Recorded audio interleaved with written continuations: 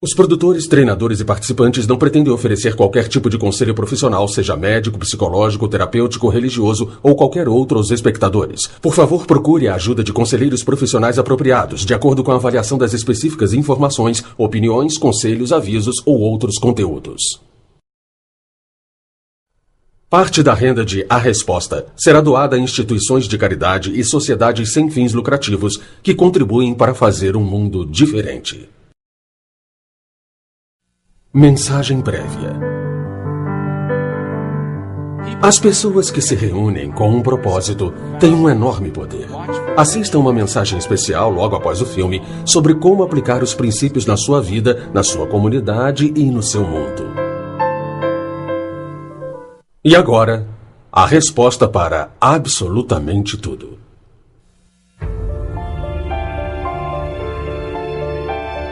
O que você quer na sua vida? Quem sou eu e por que estou aqui? Quem é você? Por que está aqui? Quem é você? Como eu posso produzir felicidade na vida quando eu não estou feliz? Por que algumas pessoas sofrem quando aparentemente outras não? Como recuperar a experiência do amor com o meu parceiro ou com meus colegas de trabalho quando na verdade não é o que eu estou sentindo? Qual é o objetivo disso tudo? Vivemos nossa vida a esmo ou planejada, por acidente ou por escolha. A resposta para absolutamente tudo explora as questões fundamentais do que é preciso para viver uma vida plena e satisfatória.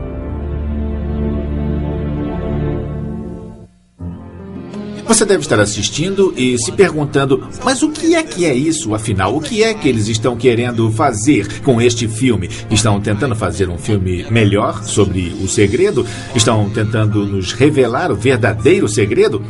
Bom, francamente, não estamos fazendo nada disso. Estamos fazendo um trabalho que fala por si próprio. O que estamos tentando fazer é usar o conhecimento obtido através da experiência e colocá-lo num contexto que permita você alcançar uma verdadeira realização. Estamos criando distintas possibilidades para você, mas elas são bastante específicas. São muito rigorosas e exigem muita disciplina. E para que elas sejam poderosas, elas devem ser assim. Uma das maneiras de começar a jornada é prestando atenção à conversa que você tem com você mesmo e assim observando suas próprias reações e os seus julgamentos automáticos e as crenças despertadas. Enquanto assiste, você está olhando através dos seus filtros, da sua perspectiva de vida. Então, tudo que está ouvindo, tudo que eu digo, tudo que qualquer outro diga, na verdade, é você ouvindo através dos seus filtros. Ou seja, não dá para ouvir de outro jeito, senão do jeito que você acha certo. Como seres humanos, nós queremos estar certos em relação àquilo que acreditamos. Se você pensar bastante, realmente acreditar, você vai conseguir juntar evidências disso. Você só vai perceber aquilo que está buscando. E de todas as coisas que estão acontecendo, você vai... É como um radar. Vamos captar as coisas que comprovam o que nós já filtramos. Se você quiser estar certo sobre o que acha que está certo, é isso que você vai ouvir.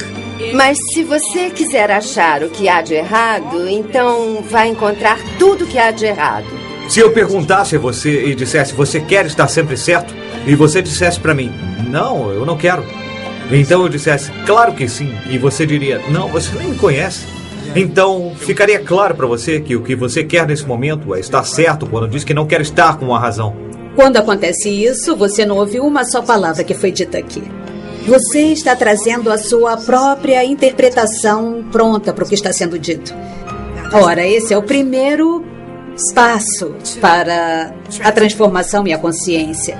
Nada na sua vida acontece fora de você. E é você quem dá sentido a tudo. E o sentido que você está dando agora só fará sentido se você souber que é você quem dá a direção. Sem isso, não há conversação. Você é uma fala da vida. Na verdade, um conjunto de falas, eu diria. E os resultados que você virá a criar dependem dessa sua fala sobre a vida. Dizem que nos primeiros 6 anos de vida, você é um disco virgem a ser programado. E as pessoas que o estão programando são os pais ou os responsáveis. E os que estão próximos a eles. E você grava no disco aquilo que recebe deles. Então, você segue a vida adicionando a esse disco todas as experiências pelas quais passa, sejam elas positivas ou negativas. Se quiser conhecer a natureza humana, olhe para os bebês. Eles são pura paixão e entusiasmo.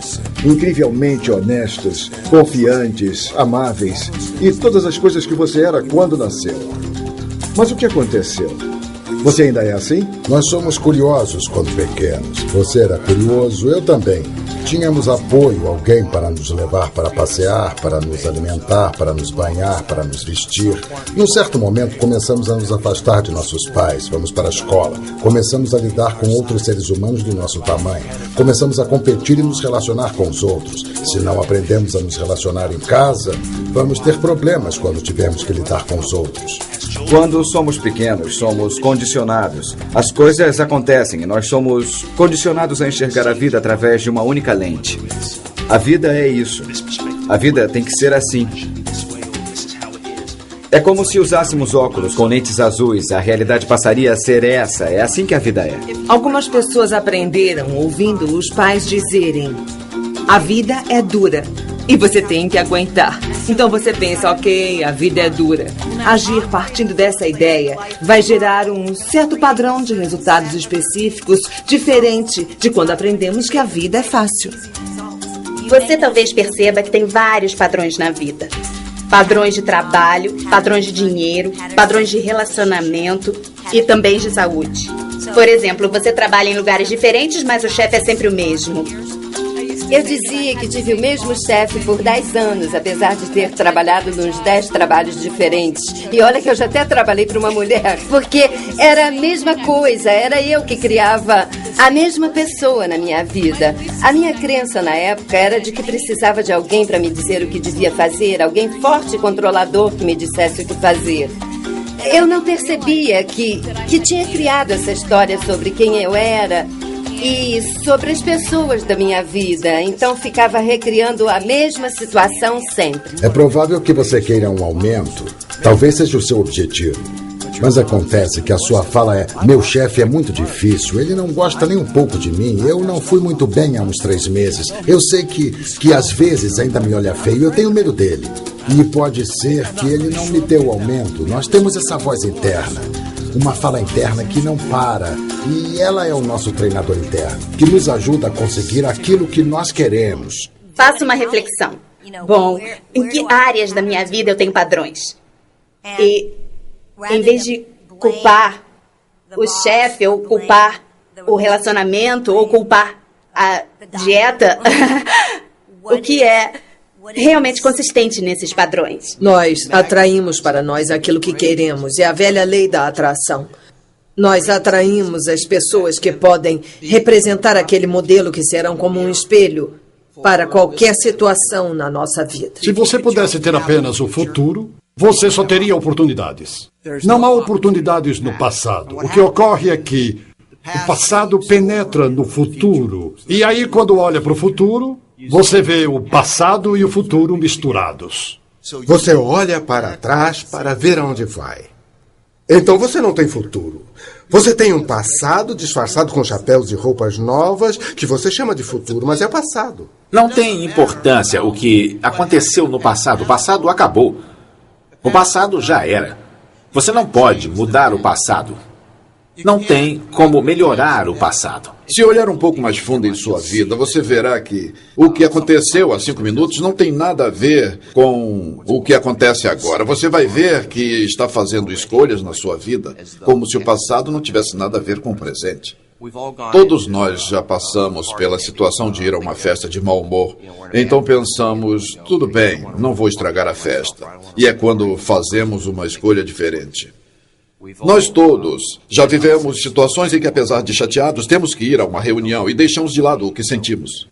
E as pessoas vivenciam isso. Então a questão é, você vai fazer isso? Vai fazer valer os mesmos princípios? Não existe nada além do agora. E as pessoas dizem, bom, vou fazer isso depois. Depois quando? Quando é depois? Você está falando neste momento, certo? Então não é verdade. As pessoas querem chegar a algum lugar além do arco-íris. Eu vou. Enquanto isso, o Totó faz pipi na sua perna. Então não existe futuro. Você, na verdade, nunca está aqui, porque aqui parece ser a coisa menos importante. E, na verdade, é o único momento. Nós só vivemos o momento atual. Só existe o momento atual. É o agora, é só isso que vai ter. O único momento em que será capaz de fazer qualquer coisa, ou mudar qualquer coisa, ou influenciar, é neste momento de agora. E quando pensa nisso, diz, posso não estar sentado aqui agora. Você não pode não estar sentado aqui agora, você não pode mudar isso. Eu posso mudar o meu corpo? Não posso mudar agora. Então, o que é que eu posso mudar? E a única coisa que você realmente pode mudar neste exato momento é quem você está sendo. Transformação não significa mudar qualquer outra coisa. Transformação é, na verdade, mudar a si mesmo. É conseguir se reposicionar na sua perspectiva atual de vida.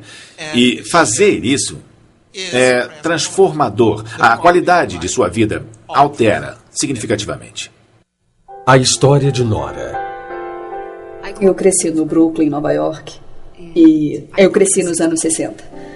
E nesse tempo, o local onde eu nasci e cresci tinha muita pobreza, muitos guetos, e a população ali era sobretudo hispânica. Eu sou porto-riquenha, então eu cresci num bairro todo porto-riquenho, e a criminalidade era muito alta, tinha gangues nas ruas. Então, quando eu tinha uns 5 ou 6 anos, já havia presenciado muitas brigas de gangues e tiroteios, pessoas morrendo nas ruas por causa de facadas. Muita violência. E eu e minha família vivíamos no que chamávamos de Fredo. Fredo vem a ser o seguro-desemprego, que era muito bom de se ter. E houve várias vezes em que o cheque não chegava, então nós dizíamos o Fredo não chegou, então tínhamos que nos virar para poder sobreviver e era muito, muito difícil. Eu lembro de estar indo para a escola muitas vezes e ter que passar por cima de usuários de heroína, desmaiados na calçada, muitas vezes com a agulha ainda espetada no braço. Tinha muita prostituição lá no bairro e eram muitas, muitas coisas que hoje eu sei bem que não devem fazer parte da vida de uma criança, mas eram parte da minha vida. E foi uma coisa que eu observei, vivenciei, vivi e vi todos os dias. Era muito doloroso ver muitos homens e mulheres de origem latina, fazendo parte dessa destrutiva e horrível força. Eu me lembro que muitas vezes a minha mãe me disse: Nora, é aqui que você está agora, mas eu quero que você se lembre que não é aqui que você tem que ficar. Eu me lembro muito especialmente de uma professora que eu tinha e eu estava na 4ª série.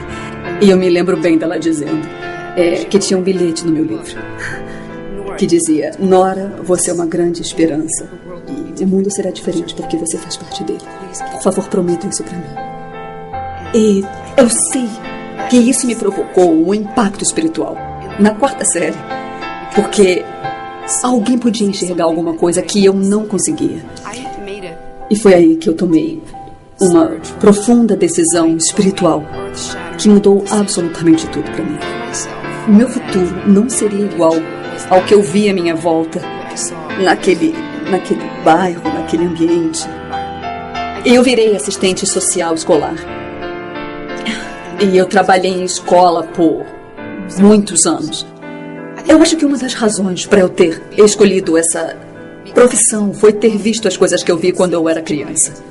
Então, eu queria que fosse diferente com as outras crianças. Então, comecei a trabalhar com adolescentes numa escala bem maior, fazendo treinamentos em que crianças e adolescentes vivenciam posições de liderança e então examinam profundamente como estão conduzindo as suas vidas nesse momento. Os seres humanos costumam agir buscando o equilíbrio e nós gostamos de manter as coisas nos lugares, queremos sentir segurança, conforto, etc. E, inevitavelmente, algumas vezes, parte da nossa vida não funciona. Então, começamos a nos questionar e a nos sentir inseguros e confusos. Eu ficava feliz só de receber o meu salário quando eu era jovem. Eu costumava dormir até as 11 da manhã, acordava, ia jogar basquete por 3 ou 4 horas, voltava para casa e cochilava. Tomava uma chuveirada, depois eu ia ao cinema, ficava acordado até as 2 da manhã, vendo televisão, essa rotina de sempre. Levava uma vida folgada. Quando saí da faculdade, eu abri 6 empresas diferentes de imóveis, de construção. Sou acionista de 5 emissoras de TV, produtora de vídeo, distribuidora de filmes e...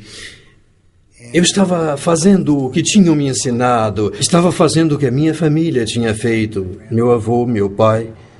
Eu fiz muito bem, segundo os padrões esperados, mas segundo meu padrão, eu era muito infeliz, eu estava morrendo. O que aconteceu comigo é que eu percebi que alguma coisa dentro de mim começava a crescer, começava a querer existir, a florescer. Intimamente, de alguma forma, eu sabia que eu não era o que eu fazia, sabia que não era aquele que eu aparentava ser.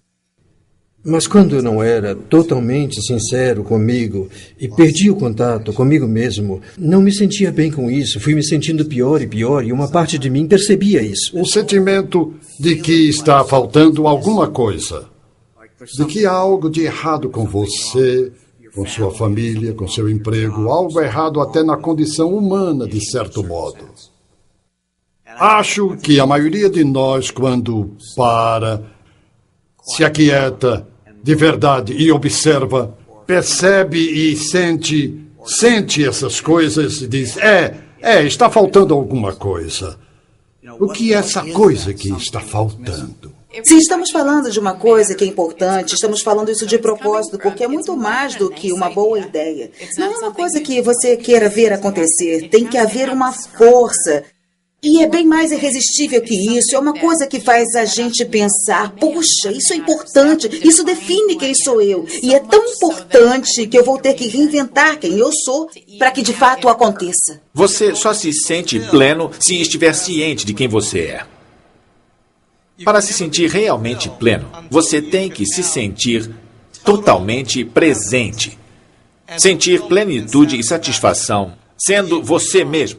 Se você está esperando que o motivo venha de fora, por uma mensagem, por alguma coisa que você vai receber, você pode esperar por muito tempo.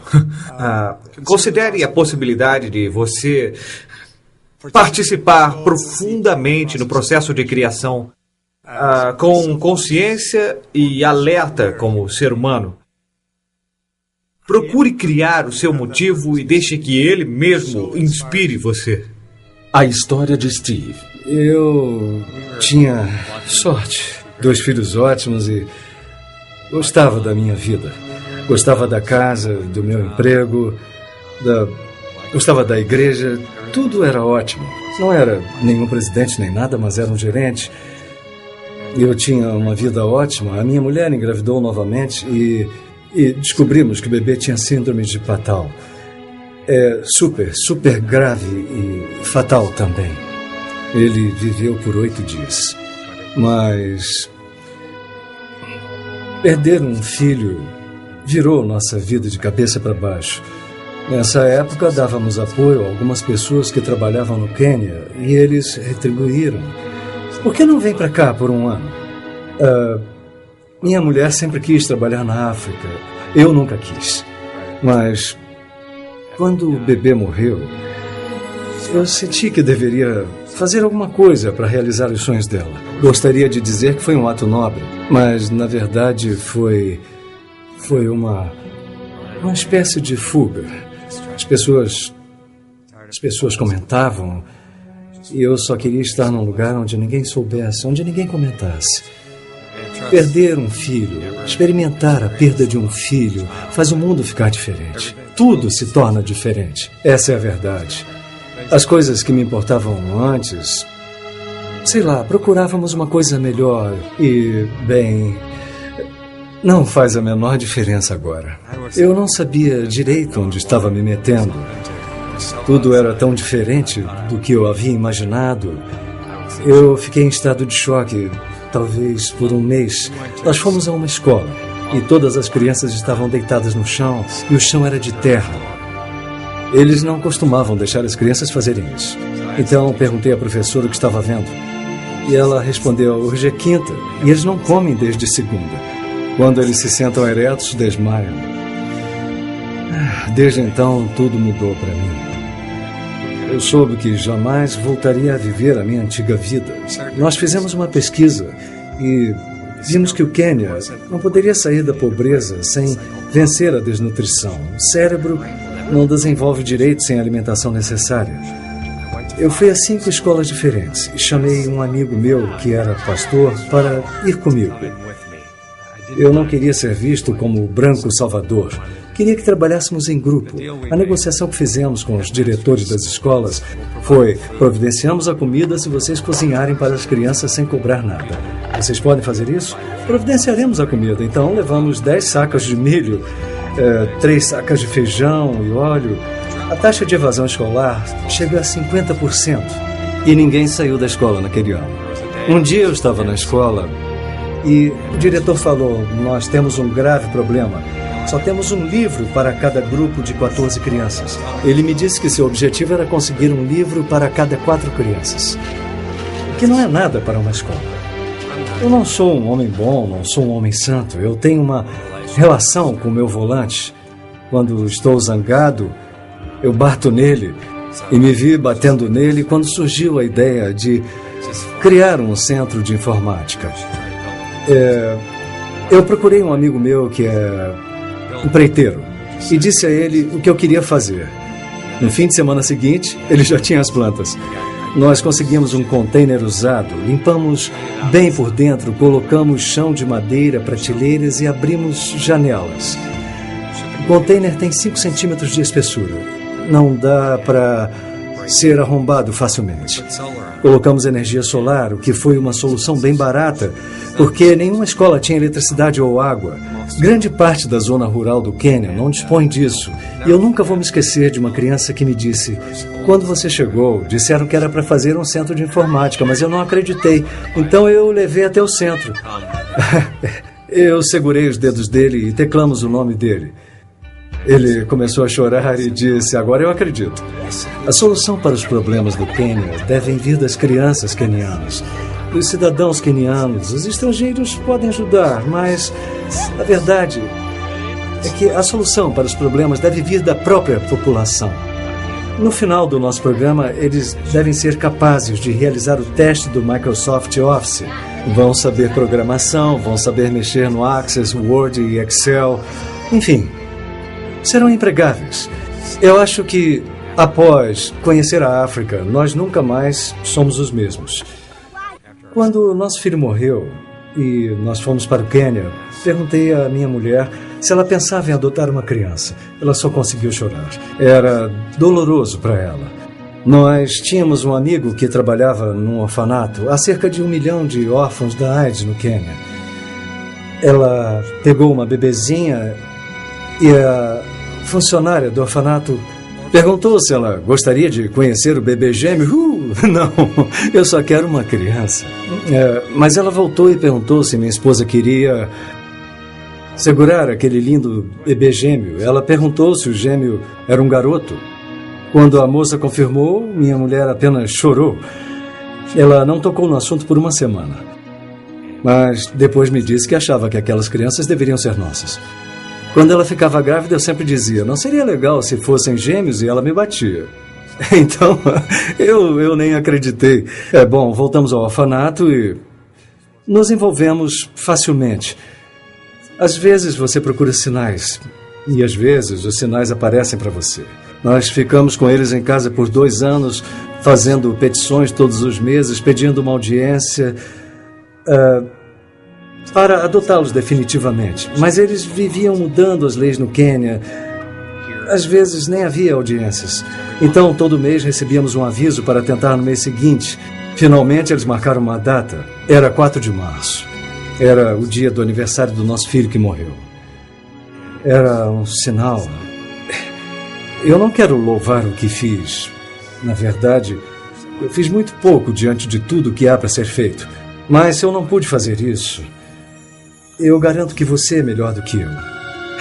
Eu garanto que é mais inteligente. Garanto que tem mais carisma do que eu. E garanto que é mais habilidoso do que eu também. É só questão de realmente querer e fazer alguma coisa. Eu posso falar isso com certeza. As pessoas que eu conheço com mais vida... Eu estou me lembrando das pessoas que eu conheço que já têm idade, 80, 90. Essas pessoas são generosas. E eu acho que elas sentem que o bolo é bem maior do que o que pensamos. As fatias não acabam. Quanto mais a gente dá, mais a gente recebe de volta. Existe toda uma escala nesse sentido, que vai do menor ao maior. Ser alguém que sorri. Isso faz com que os outros tenham um dia melhor. Isso é uma contribuição. Alimentar os sem-teto. Isso é uma contribuição. Mudar o mundo de alguma forma é uma contribuição. Todo mundo tem uma oportunidade de fazer uma contribuição todos os dias. Talvez você e eu não sejamos a Oprah. Talvez não sejamos o Dr. Phil. Talvez não sejamos Bono. Pode ser que não sejamos uma dessas pessoas chamativas, glamourosas, famosas. Mas talvez sejamos apenas gente, você e eu. Mas podemos ser a esperança para o mundo. Podemos juntos fazer novas escolhas. Em vez de acordar e olhar para fora e pensar, hoje é um bom dia para ser legal. Em vez de acordar e pensar se seria legal você ser extraordinário, você não precisa abrir os olhos para tomar essa decisão. Você pode ficar na cama e dizer, certo, eu sou totalmente responsável pelo que acontece em minha vida. O bom, o mal e o feio também. Mas eu sou responsável. E posso ser criativo. Então você abre os olhos e você vê isso. Responsabilidade pessoal tem a ver com o fato de nós interpretarmos os fatos que estão acontecendo. E nós temos o privilégio de sermos pessoalmente responsáveis pelos fatos, de tal forma que eles vêm de dentro de nós, em vez de serem impostos a nós pelas circunstâncias. Não estou dizendo que seja verdade, mas digo que é uma maneira de viver a vida que só é possível quando assumimos a responsabilidade. Eu não estou dizendo que você é a causa direta. No sentido da responsabilidade, eu estou falando sobre jogar o jogo da vida como se você estivesse criando ele. Não conheço a verdade.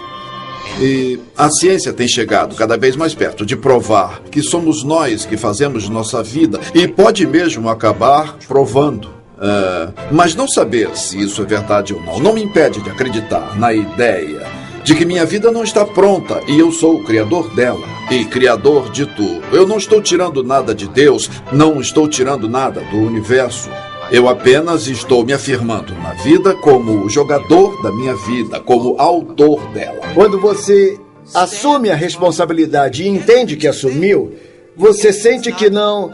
É uma verdade com letra maiúscula, não é uma verdade universal. Mas você escolhe. Isso redefine seu passado, modifica toda a sua visão do futuro e, claro, o seu presente fica diferente. O grande desafio na responsabilidade é que a maioria das pessoas a encara ou a confunde, seja com culpa, se sentindo culpado por alguma coisa que fez, culpando a si mesmo por algo que fez, ou com obrigação, um fardo. E responsabilidade, se você consegue se aprofundar no conceito, vê que ele é muito libertadora, estimulante e muito fortalecedora. Porque, de repente, você passa a ser o capitão do navio. Você se transforma numa pessoa diferente quando produz o que acontece na sua vida.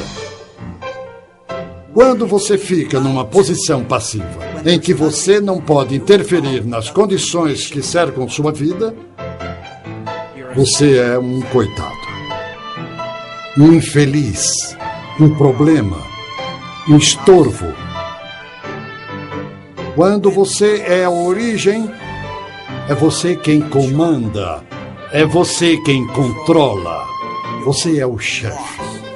Você é o patrão da sua vida. E é fácil ser o responsável pessoal quando as coisas andam do seu jeito.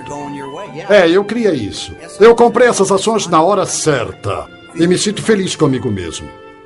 Epa, eu acho que comprei essas ações na hora errada. E elas caíram. É um pouco mais difícil de se responsabilizar. Mas o jogo é o mesmo.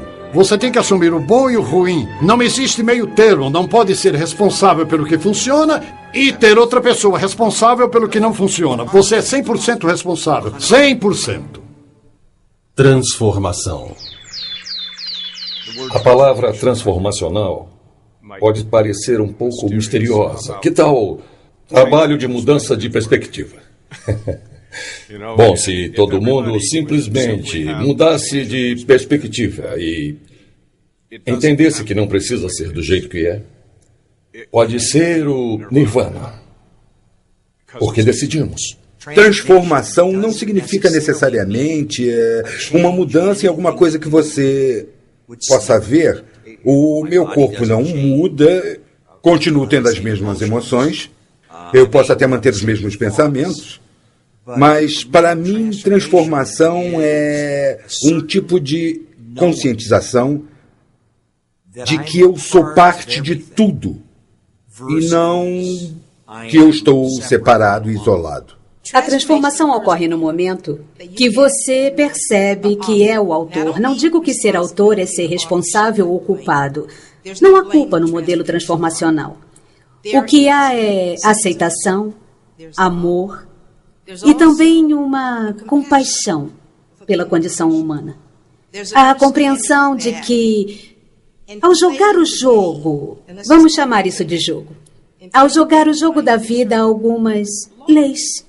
E entender essas leis é o que faz você ser livre. Até onde sei, não dá para sair vivo deste jogo. Se você puder, me inclui nessa, mas vamos supor que não seja possível sair vivo deste jogo. Então, qual é a alternativa? No meu ponto de vista, é mudar de tem alguma coisa errada para tudo está perfeito desse jeito. Mas isso exige uma mudança de pensamento, uma mudança nas minhas crenças. É um modo de interpretar a mim mesmo, o mundo, o meu humor, o sentimento que tenho de uma maneira diferente da que costumo fazer. Uma outra maneira de definir transformação é eu tenho minhas crenças ou elas me têm, eu tenho minhas emoções ou elas me têm. Muitos de vocês tomam decisões e pensam que estão fazendo uma escolha, mas na verdade são suas emoções, são suas reações e as escolhas não são suas. Fomos levados a acreditar que somos nossas circunstâncias e condições. E a jornada da alma humana está percebendo que não é nada disso. Então, qualquer sofrimento, como depressão, não poder pagar as contas, tudo isso, na verdade, revelam a sua consciência para você. Elas revelam aquilo com que você se identifica. Então, o processo, a primeira parte do processo é se conscientizar. Se conscientizar que você não é isso. Mas você é a pessoa que está dizendo que você é isso. Olha, para mim, sinceramente, existe alguma coisa na vida que busca, que quer acontecer e está sempre buscando acontecer através de nós. Eu acho que trata-se de se abrir para essa chance, para esse impulso da vida, sentir profundamente o que está tentando acontecer e então poder alinhar nossa visão, nossa estratégia, nossas ações e objetivos com o que quer que aconteça na sua vida. Essa experiência é quase como observar a natureza. Quando eu era pequena, eu adorava as lagartas, ver a metamorfose delas. Para mim, é uma metáfora da transformação da sua vida em minha vida. Porque se a gente pensar lá dentro daquela lagartinha, dentro de cada uma, existe uma borboleta. Mas será que a lagartinha sabe? Eu não sei. Eu acredito que ela não saiba disso. Mas como eu vou ter certeza? O que eu sei é que com o tempo necessário, talvez ela sinta a necessidade de se retirar da sua condição de lagarta e adentrar num estágio em que ela vai começar a tecer o seu casulo. E naquele casulo, uma coisa poderosa vai acontecer. A história de Tony. Eu cresci no Oregon. Meus pais se divorciaram quando eu era muito pequeno. Eu estava com 4 anos e minha mãe se casou e se divorciou 5 vezes e muita coisa aconteceu enquanto eu crescia. Nós não nos falávamos com frequência, tínhamos regras em casa e uma delas era eu não ser visto. Eu não podia ficar em casa quando eles estivessem lá. Havia muito estresse na casa e, de forma alguma, eu era perfeito. Eu sei que eu aprontava às vezes, mas o ambiente em casa não era dos melhores. E eu sabia desde pequeno que ela não me queria. Então, quando eu fui expulso de casa, aos 16 anos, eu não fiquei muito surpreso. Eu sabia que isso podia acontecer. Eu arrumei o máximo de dinheiro que eu pude, coloquei minhas coisas na mala do meu carro e depois eu me mandei. Passei a maior parte do segundo ano do ensino médio nas ruas, dormindo no banco de trás do carro. Esse foi o pior momento da minha vida. A experiência de viver sem ter uma casa foi muito, muito difícil. Por razões que eu não podia imaginar. Eu mantive segredo sobre o que tinha acontecido em casa para todas as pessoas que estavam à minha volta. Quando eu não tinha o que fazer e esse era o pior momento, eu ficava dirigindo até tarde da noite, até decidir estacionar o meu carro em algum lugar e tentar dormir no banco de trás. Tentar dormir no carro era dificílimo, porque era quando eu me sentia mais deprimido, quando eu me sentia totalmente desesperançoso e eu sentia como se não tivesse uma saída. E depois de um ano nesse processo de construir negatividade em cima de negatividade, em cima de negatividade, de muita frustração, eu percebi que eu não podia continuar daquela maneira. Eu cheguei a um ponto em que não havia mais espaço para continuar naquela direção sem me despedaçar. Foi aí que eu tomei uma decisão muito consciente. Eu não vou me permitir continuar pensando dessa forma, porque eu não posso. Foi aí que eu passei a objetivar o sucesso na vida. Isso passou a ser o meu propósito de vida.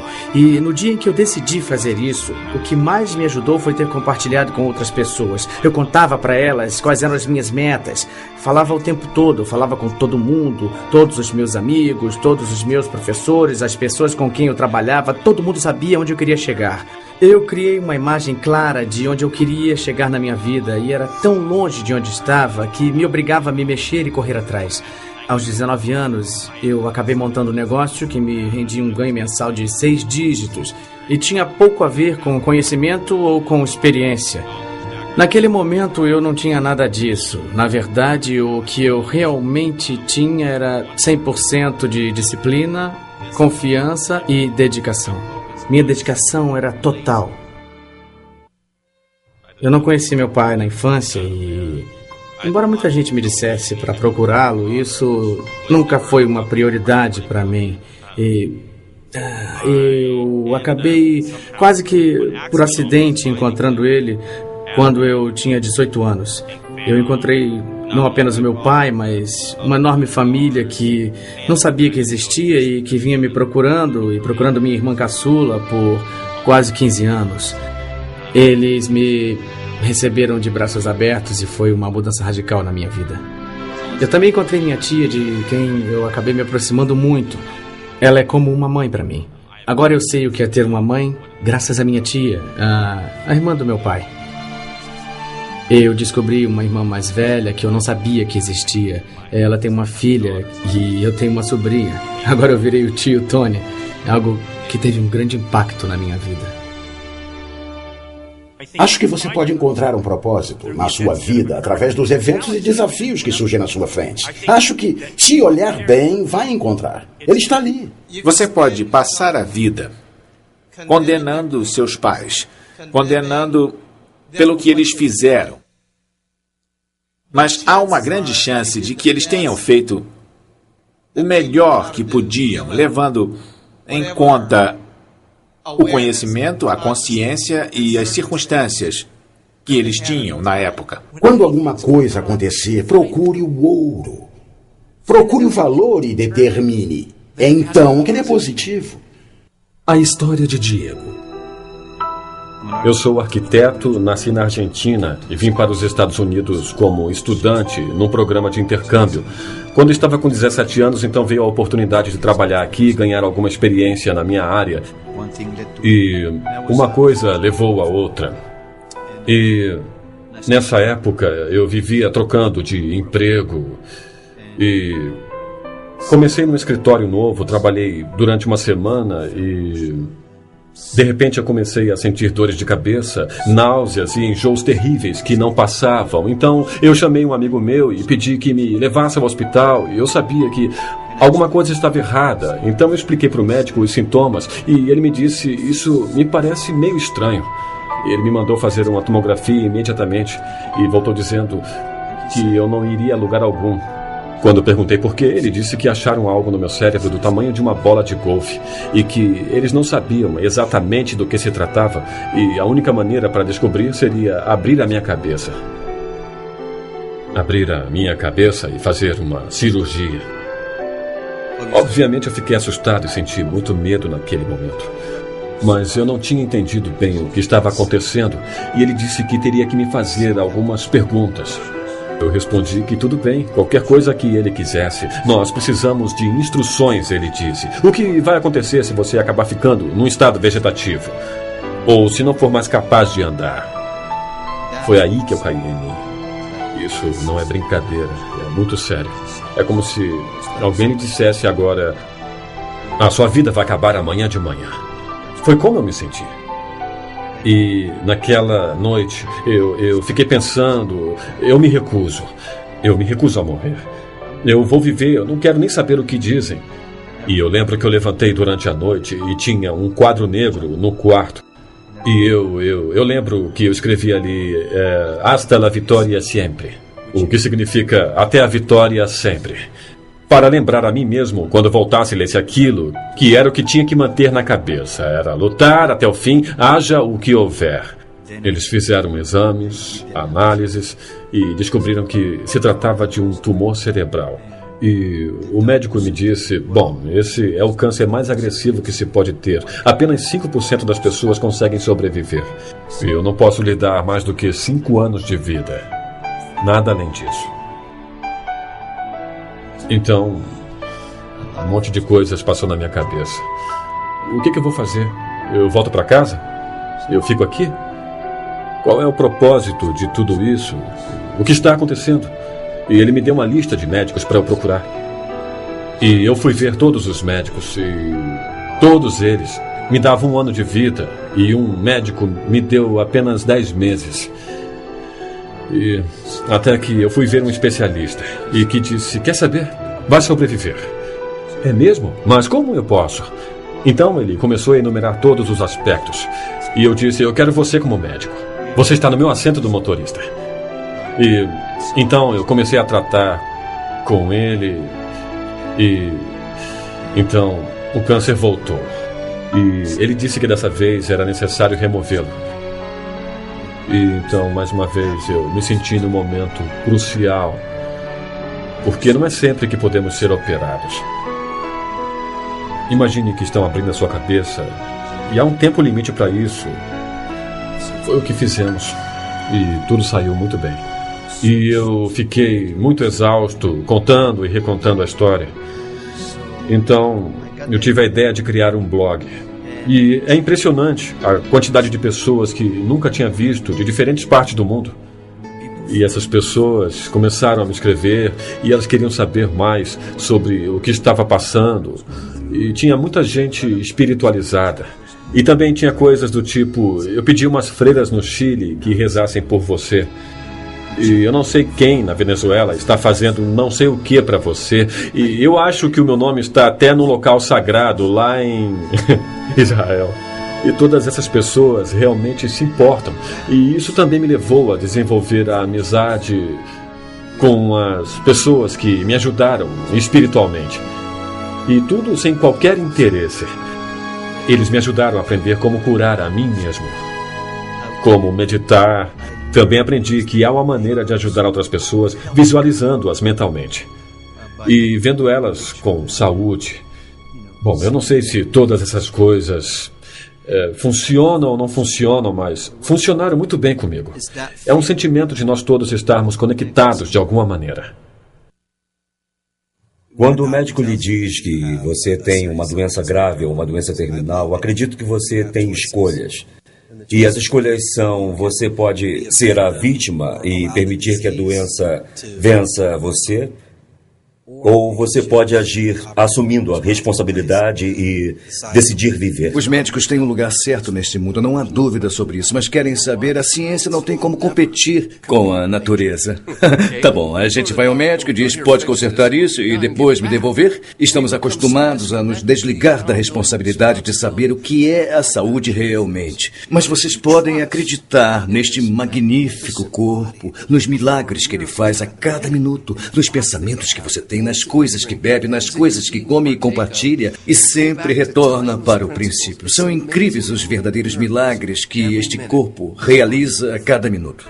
Eu estava num caminho sem volta para um infarto do coração. Eu estava insatisfeito com a vida e finalmente meu corpo teve um colapso. Foi uma coisa bastante assustadora, sabe? Perdi meu emprego e depois disso eu passei mais ou menos 1 ano naquele ritmo bem lento de recuperação. Comecei a me alimentar direito, a me exercitar regularmente, a ter relações mais diretas e profundas com as pessoas. E minha vida começou a melhorar, mas o que realmente me ajudou a recuperar a saúde foi me conscientizar e acreditar que eu iria ser saudável. Não acreditei nem por um minuto que iria ficar doente pelo resto da minha vida. Olhando para trás, eu vejo que muitas pessoas ficam fatigadas e nunca se recuperam. Acho que é bem comum se render, porque alguém que está sofrendo assim fica preso ao próprio corpo. Cai em depressão, não consegue funcionar direito e acaba preso a uma espiral de pensamentos negativos. Eu sei que você pode ter ouvido essa ideia de que você cria tudo o que acontece em sua vida. No meu ponto de vista, é levar a ideia longe demais. Eu acho que aí existe um risco concreto de que esse tipo de coisa careça de compreensão, principalmente se é algo que acontece inconscientemente na sua vida. Se estiver vivendo uma situação de doença, eu não sugiro que jogue fora seus remédios e não sugiro que jogue fora todas as outras ferramentas que tem à sua disposição. Porque talvez seja possível que você não tenha atingido o grau de controle para curar a si mesmo por conta própria. Se eu assumir a responsabilidade agora, não no passado, será que todos os meus atos e pensamentos terão um impacto real na minha doença? Ou seja, qual o significado da doença na minha vida? Isso pode ser realmente valioso, porque assim você pode ver se seus pensamentos e experiências realmente contribuem para a sua doença. E também pode mudar seu pensamento e seu comportamento a fim de viver mais saudavelmente. Isso é bastante válido. Mas não se você estiver achando que você é o culpado e que ficou doente por causa dos seus erros. A história de Roger. Dizem que se você quiser ficar louco, pense em si mesmo o tempo todo. E era o que eu fazia. Podemos falar de mim? E depois de falar de mim, vamos falar um pouquinho mais de mim? Essa era a minha vida. E eu pensava que os outros estavam interessados. Eu sofria de egocentrismo terminal. Essa era a minha doença. Eu ficava pensando numa maneira de me conectar a vocês, fazer parte e ser interessante. Eu era sempre interessante, entrava numa sala, falava algo impactante. As pessoas me notavam, mas eu sempre ficava sozinho. Isolado no meu mundo de simpatia. E o que acabou acontecendo foi que eu comecei a beber socialmente, a fazer de tudo socialmente. Era divertido, animado, a maior curtição. E só fazia nos finais de semana, porque eu trabalho duro e mereço comemorar. Os fins de semana se transformaram nas terças e as terças nas quartas, e antes que eu me desse conta, eu já fazia todo dia. E depois eu percebi que o que eu fazia era anestesiar meus sentimentos. Eu usava drogas e álcool diariamente. 1 grama de cocaína todos os dias e às vezes mais. Bebia gin, trocava para vodka, achando que não iria sentir mais as dores de cabeça. Então eu parei de trabalhar. Gastei todo o meu dinheiro, pedi emprestado, me isolei, me desliguei de todo mundo. Eu vivia como um vampiro. Eu ficava acordado a noite toda, dormia o dia inteiro. Ficava fazendo as mesmas coisas sempre. Depois de tempos em tempos eu dizia, este é o meu último dia. Amanhã eu vou voltar à ação, voltar à realidade e levar a minha vida adiante. E aí no dia seguinte, eu me via repetindo o mesmo comportamento e fazendo exatamente a mesmíssima coisa. Como eu não conseguia enxergar o meu comportamento, basicamente o que eu estava dizendo para mim mesmo era: Dane-se. Dane-se. Eu não tô nem aí, eu não sou mais responsável. E então continuava fazendo as mesmas coisas. Eu não posso dizer quando ou como, porque não era eu. Mas um dia eu percebi meu comportamento. Antes eu não conseguia percebê-lo. Descobrimos que com qualquer tipo de vício, seja álcool, drogas, distúrbios alimentares ou sexuais, jogatina, que o comportamento, os vícios, o que você faz com as substâncias é apenas o sintoma. Porque o verdadeiro problema está encoberto. É o que chamamos de pensamento destrutivo. Pensamento destrutivo. Meu pensamento confuso. Minhas crenças. Tudo em mim.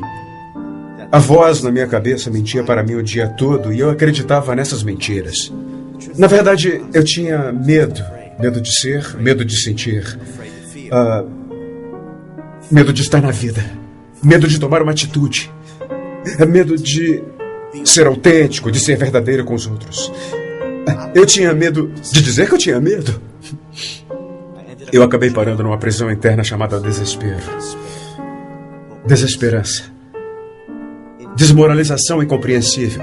Se é assim que eu vou viver o resto da minha vida, então eu desisto. E com isso eu fui ao fundo do poço. Houve apenas uma pausa. Um pequeno pensamento escapou desse ciclo e eu disse para mim: isso não está funcionando. Pode ter um outro jeito. E o resultado desse trabalho é que eu me tornei um ser humano entre outros seres humanos. E eu descobri que a maneira de conseguir amigos, de estar conectado com as outras pessoas, é estar interessado. Então eu comecei a fazer perguntas sobre os outros. E o que eu descobri foi a paz, liberdade e, o mais importante ainda, atitude. E o que eu descobri não tem nada a ver com mudança de pensamento, mas sim com atitude. E as ações mudaram o meu pensamento. Ações direcionadas. Essa é a chave. É isso que eu ensino. Ações direcionadas. Somos todos viciados. Não há ninguém que não seja. E a questão é até que ponto você é viciado. Há os vícios físicos, o álcool, as drogas e esse tipo de coisa. Há o vício em sexo, em prazer. Você sabe, todo esse tipo de vício em jogo, em riscos e nesse tipo de emoção, nessas coisas todas. Mas todos nós somos viciados em ser vítimas. Se você, por acaso, usa drogas, ou então você fuma, ou então está envolvido em algum comportamento ruim, destrutivo, há sempre um impulso mais profundo de tentar se conectar. Eu chamo isso de modo tóxico de entrar em contato com um momento breve de você... Eu posso lhe dizer isto. Você não vai conseguir mudar nada fora de você até que mude o que está dentro de você. E isso eu posso garantir. Você pode querer ter apenas pensamentos felizes. Mas enquanto não limpar o seu ser, até aprender a se amar, e você consegue isso pedindo desculpas às pessoas para quem deve pedir desculpas, mesmo achando que não precisa, enquanto não limpar isso tudo, nada será diferente do lado de fora para você. Você tem que ser diferente para conseguir isso. Tudo começa por você. Uma das coisas que precisa acontecer é que, quando você vê uma maneira de ser que não funciona, precisa abrir mão dela logo. É como... Eu gosto de comparar com uma casa. Digamos que quer construir uma nova casa, mas comprou um lote onde já tem uma casa velha construída. Primeiro de tudo, você vai ter que se livrar da casa velha para conseguir espaço para construir a nova. É a mesma coisa na nossa vida. Passamos a vida toda nos preenchendo com maneiras de ser que funcionam ou não. Agora estamos falando das coisas que não funcionam. É delas que você precisa se livrar para criar um espaço onde poderá gerar uma nova maneira de ser. Existe um velho ditado que diz que se você pegar pérolas maravilhosas e jogar na latrina, elas não poderão sair de lá senão com sujeira. Então, se você pega uma nova possibilidade e coloca na sua velha maneira de pensar, não tem como querer que ela saia diferente. É mais ou menos como rearrumar as espreguiçadeiras do convés do Titanic. Pode até ficar lindo, mas mesmo assim o Titanic vai afundar. É como a água correndo num riacho. Se não houver obstruções, ela passa livremente e com força. Mas se houver obstruções no caminho, então isso vai exigir mais tempo, mais desvios, talvez inúmeros desvios, entrando em afluentes e se dispersando. Acho que foi interessante ver lá dentro das pessoas que sofrem de dependência um grande anseio de ser muito mais, de contribuir de uma maneira bonita, mas elas ainda não encontraram um mecanismo, não encontraram um veículo e, infelizmente, elas percebem que não têm nenhum apoio. A história de Maria. Eu sou natural do Brasil. Eu nasci numa fazenda e vivi na fazenda até uns 9 anos de idade. E foi quando a minha família se mudou para a cidade. Então eu venho de uma família, eu diria, não muito rica. Nós éramos bem pobres naquela época. Quando eu vim para os Estados Unidos, eu vim com a intenção de aprender inglês, porque, apesar de eu trabalhar para uma companhia internacional, eu não falava inglês. Nos primeiros anos foi difícil conseguir o trabalho, porque o meu inglês era só o básico mesmo. Eu frequentava a escola, mas ainda estava aprendendo. É engraçado, não engraçado, mas interessante que, olhando para trás, o meu primeiro trabalho foi conseguido com compromisso e persistência. Eu me lembro de achar no jornal um anúncio de emprego como contadora. Eu liguei para lá, mas a entrevistadora disse que eu estava acima das qualificações necessárias e ela temia que eu abandonasse o cargo. Eu era boa demais, meus padrões de trabalho eram melhores, eu trabalhava com administração quando vim do Brasil. Mas sabia que aquele emprego era muito importante para mim, porque era meu primeiro trabalho ali, eu queria muito. Então eu liguei para a mulher durante 1 mês e fiquei ligando, e ela repetia o que já tinha me dito. Foi quando eu aleguei que ela mantinha o anúncio no jornal, então não tinha contratado ninguém. Se naquele tempo eu tivesse desistido e pensado que aquele emprego não era para mim, eu nunca teria tido a oportunidade de me tornar uma cidadã americana. Aquele emprego me deu primeiro a oportunidade do Green Card e depois de pedir a minha cidadania. Isso é uma coisa que a gente simplesmente faz, custe o que custar.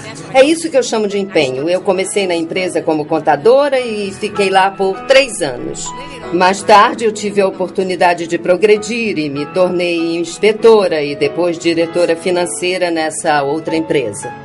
E como diretora financeira nessa outra empresa, me deram a oportunidade de ser sócia, que em 1 ano se transformou de uma empresa de $1 milhão para uma empresa de $40 milhões. Eu estava realizando o sonho que eu sempre tive. Dirigir a minha própria vida e não servir a uma corporação, exercer o meu espírito de empresária e de líder. Eu estava projetando a minha vida. Tudo que eu sempre quis estava acontecendo. Isso prova para mim que, seja lá o que você decidir que quer ter na sua vida, e se compromete, e trabalha duro para conseguir, se fizer todo o necessário para acontecer, acontece. Dinheiro. Dinheiro é energia. Para mim, é um símbolo de energia que flui. E se eu conseguir manter fluindo, movendo, é incrível como eu continuo achando que eu tenho o suficiente. Eu me hospedo em suítes nos hotéis, viajo em primeira classe nos voos. Eu não me imponho limites. Meu negócio envolve viajar, então quero viajar bem. E gasto bastante dinheiro nisso. Não é meu dinheiro, é o dinheiro do cliente. Mas há dinheiro para que eu possa fazer isso. Em vez de economizar e poupar e ficar guardando e me preocupar em não ter o suficiente, existe em abundância. Isso não quer dizer que eu seja responsável perdulário. Significa se abrir para a abundância. E se eu achar que não posso comprar alguma coisa, isso é uma limitação. São limites no que eu posso ter e no que eu posso oferecer. Então eu quero mudar isso. Uma vez me disseram há algum tempo que se eu acreditasse que merecia $300 mil por ano, alguém iria me pagar isso. Foi quando eu comecei a me levar a sério. E quanto mais eu acreditava em mim e no meu valor, minha renda foi crescendo proporcionalmente. Num período de 4 a 5 anos, eu quadrupliquei a minha renda. Quando eu comecei a dar consultoria, eu não sabia o que estava fazendo. Liguei para uma amiga minha e disse que estava sem trabalho. O que eu posso fazer? Então ela sugeriu que eu fizesse consultoria. Respondi que não entendia nada de consultoria. Então ela me disse para ligar para um amigo dela, e foi o que eu fiz. Ele tinha uma empresa de transformação e foi tão estranho. Eu fui lá, sentei com ele para uma entrevista e o que ele queria era aumentar o número de pessoas no seminário dele. Durante um dia inteiro, eu apenas observei o que acontecia. E finalmente eu saquei. Então voltei lá e disse: eis a resposta. Tire as mesas de lá. Poderá colocar mais gente. E ele, incrédulo: só isso? E eu disse: só isso. Tire as mesas de lá e coloque mais gente na sala. Você não precisa de mesas. Então ele disse que a sua mulher gosta de saber o nome de todo mundo. Eu disse: isso não é problema, use crachás. E para dizer isso, eu pedi $5.000 e consegui. Eu pensei: jura? Quando ele pegou o cheque, assinou e me entregou, eu disse a mim mesma: será que eu enganei ele? Será que é de verdade?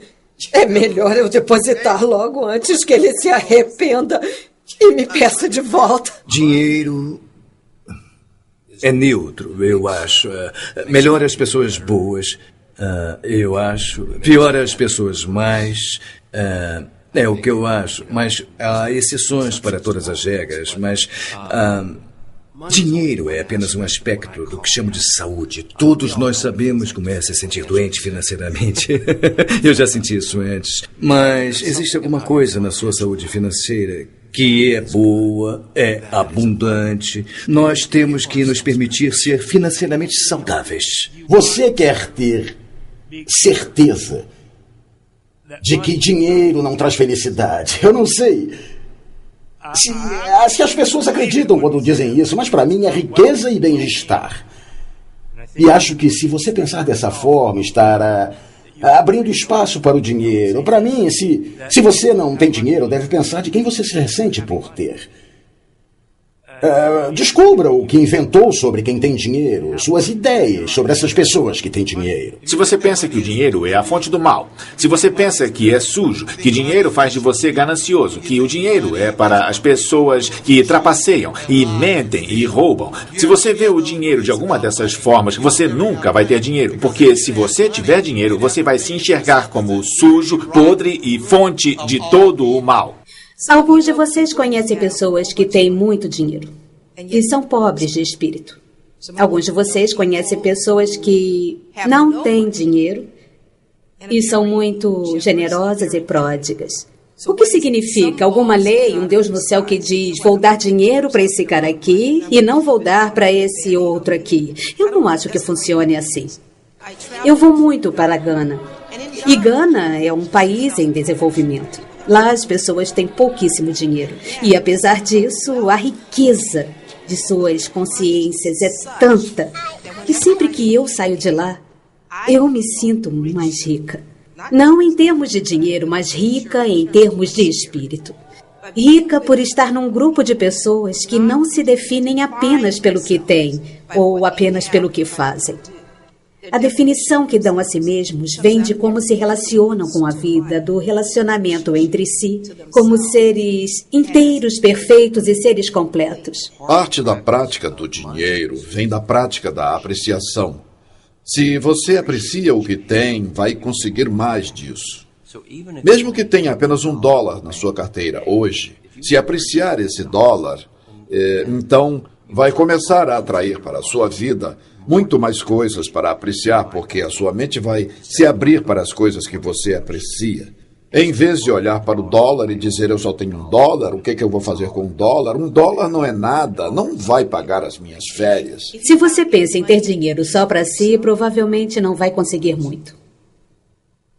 Se você pensa no dinheiro como consciência de riqueza para que você seja o maior contribuidor para a sua família, sua comunidade e o planeta, provavelmente você vai ter mais dinheiro do que poderá gastar. ou poderá doar. Você deve ser rico, ter dinheiro. Você não pode ajudar quando é pobre.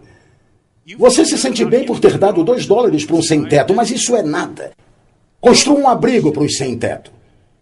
Fique rico, construa um abrigo para eles. A história de Matt Morris.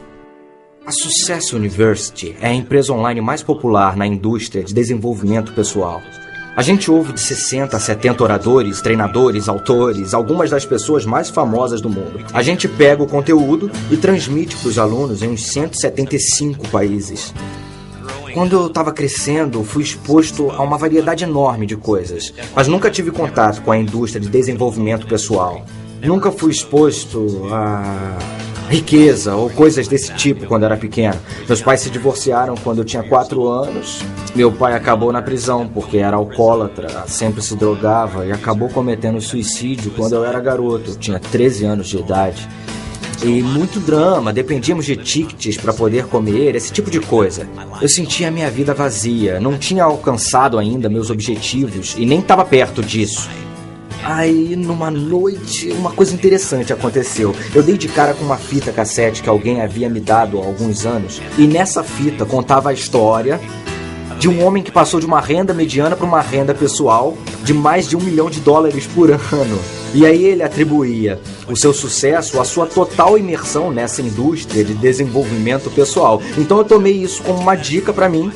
Eu disse, se alguém pode fazer isso, eu também posso. A partir de então eu passei a procurar por todos os livros e fitas como aquela. E eu comecei a entender o caminho para o sucesso. E literalmente reinventei minha vida. Aos 21 anos eu tinha uma dívida de $30 mil. Eu estava quebrado, estava sem casa. E aí eu mudei totalmente minha vida. 4 anos depois, eu estava ganhando um salário de 6 dígitos. E aos 29 anos, já era milionário. Foi a minha paixão por essa informação que me levou a fundar a Success University.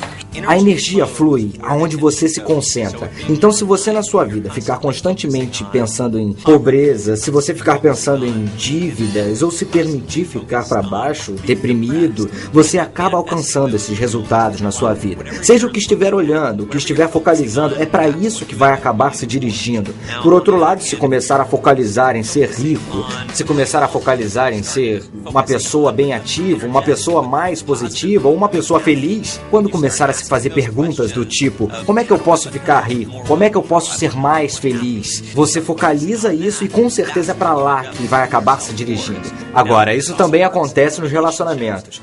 Quando você se concentra nas coisas negativas do seu parceiro, você fica constantemente pensando, preciso mudá-las, ou tem que ser um pouco mais assim, ou tem que ser um pouco mais assado. Olhe para o lado e comece a focalizar naquilo que você adora naquela pessoa.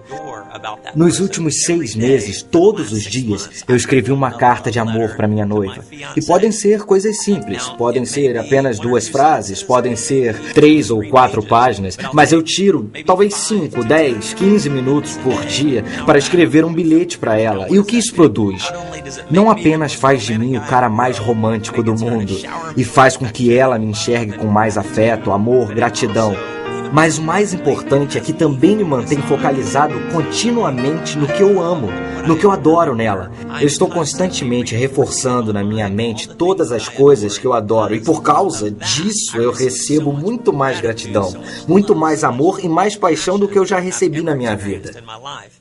Relacionamentos. Amor. Como conseguir mais amor? Os índios americanos dizem que é bom usar o sapato de outros. O que isso quer dizer realmente? O que significa é eu posso realmente viver minha experiência passando pelo que a outra pessoa passou? Essa é a verdadeira comunicação e quando se faz isso, você sente um enorme senso de empatia e amor e ligação. E a questão realmente é, quando eu não estou sentindo empatia, amor e ligação, como é que eu dou a volta nisso? Como eu posso reacender a coisa? Muita gente pensa, se eu trouxer 50% para o relacionamento, meu parceiro trouxer 50% para o relacionamento, então vamos ter 100% de um ótimo relacionamento. Para mim, é a receita para um desastre. Agora, se eu trouxer 100% para o relacionamento, então estou 100% comprometido com esse relacionamento e Bom, se meu parceiro também traz 100%, então vamos ter 200% e é garantido nosso absoluto sucesso. Na verdade, é um lugar onde se pode agir, não é necessariamente uma verdade ou um fato. Quando você assume 100% da responsabilidade num relacionamento, você vai conseguir 100% de poder para criar o que quiser. Eu acho que você precisa determinar que tipo de relacionamento quer. E você precisa assumir responsabilidade pelo tipo de relacionamento que tem. E terá um tipo de relacionamento que quer.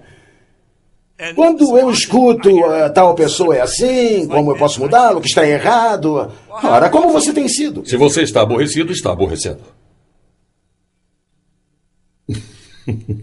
É simples assim. Se está entediado com seu relacionamento, então levante-se e faça algo diferente. Acredito que esteja num relacionamento porque você o diz.